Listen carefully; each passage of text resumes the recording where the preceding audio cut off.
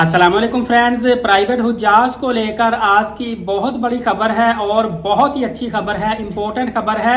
तमाम तार ज़ायरीन जो कि हज से महरूम है लाजमी इस खबर को देखिएगा, क्योंकि आज की बहुत बड़ी खबर आपको सुनाने जा रहा हूं।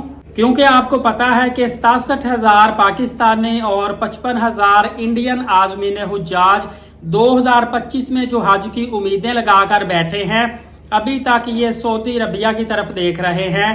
क्योंकि सऊदी अरबिया की तरफ से अब हाँ होगी तो सारा काम बेहतर होगा, वरना एक बहुत बड़ा नुकसान सर पर खड़ा हुआ है। 67,000 वो पाकिस्तानी हैं जिन्होंने सऊदी अरबिया को टाइमली पैसे भी भेज दिए थे। अब देखिए, जो पाकिस्तानी आम आज़मीन हुज्जाज है उन्होंने तो वक्त पर पैसे ही प्राइवेट टूर ऑपरेटर को दिए है ना।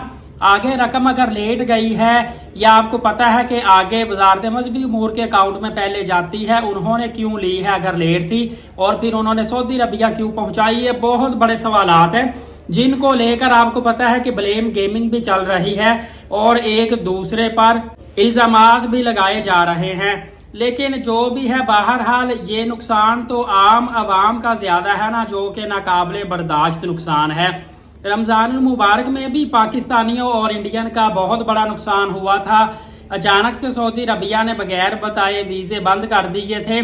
जरा भी इन्होंने लचकबाज में नहीं दिखाई थी कि लोगों ने ग्रुप के ग्रुप टिकट पकड़े हुए हैं, चलिए हम कुछ अरसे के लिए या चंद हजार ही वीजे ओपन कर दें। और इसमें कुछ तो ये कह रहे थे कि बहुत बड़ी तादाद में रश हरम शरीफ में हो चुका है, लिहाजा अब मजीद अफराद की गुंजाइश नहीं, इसलिए रमजान मुबारक में वीजे बंद हैं।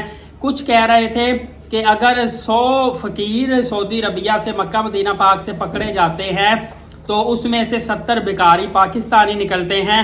इस वजह से पाकिस्तानियों पर पहले यूएई ने बैन लगाया था, अब सऊदी अरबिया ने लगाया है।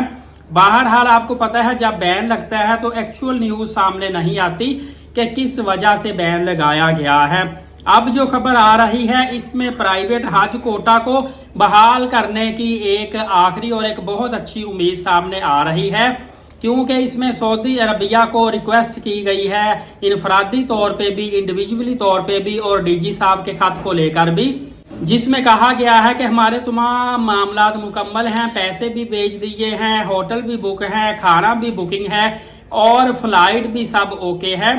हमारे ज्यादातर हुज्जाज भी उम्र रसीदा है, जो कि अगर एक तकनीकी गलती की वजह से बूढ़े हुज्जाज फरीजा हज से महरूम हो गए तो बताइए इसमें वो बेचारे बूढ़े लोगों की क्या गलती है।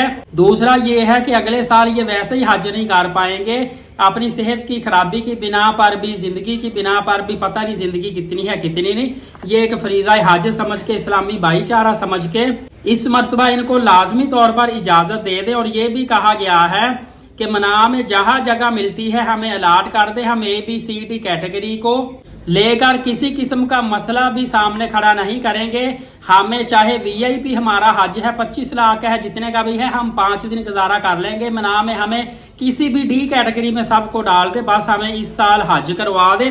अगर इस साल हज से महरूम रह गए तो बहुत सारे लोगों का फरीजा हज अदा नहीं हो पाएगा, और जो जिंदगी की बाजी हार गए वो तो समझ लीजिए कि एक बहुत बड़ा फरीजा हमेशा के लिए अदा करने से महरूम हो जाएंगे। दोस्तों, खबर आ रही है कि सऊदी अरबिया की तरफ से अब इंतजार थोड़ा सा और बाकी है कि सऊदी अरबिया क्या जवाब देता है। वक्त की किल्लत को देखते हुए बास अफराद ये भी कह रहे हैं कि फिल वक्त नामुमकिन सा लग रहा है, सऊदी अरबिया का कोई पॉजिटिव मूड नहीं लग रहा। अल्लाह ताला से दुआ की गुजारिश करें, अल्लाह ताला कोई ना कोई रास्ता निकालेगा, वरना रास्ता निकलता नामुमकिन नजर आ रहा है। और सऊदी अरबिया की जानिब से किसी किस्म का कोई रिस्पॉन्स नजर नहीं आ रहा। फिर भी कहा जा रहा है कि इंतजार करें, एक आखिरी कोशिश, एक आखिरी उम्मीद है, इंशाअल्लाहुल अजीज अल्लाह पाक बेहतरी फरमाएगा।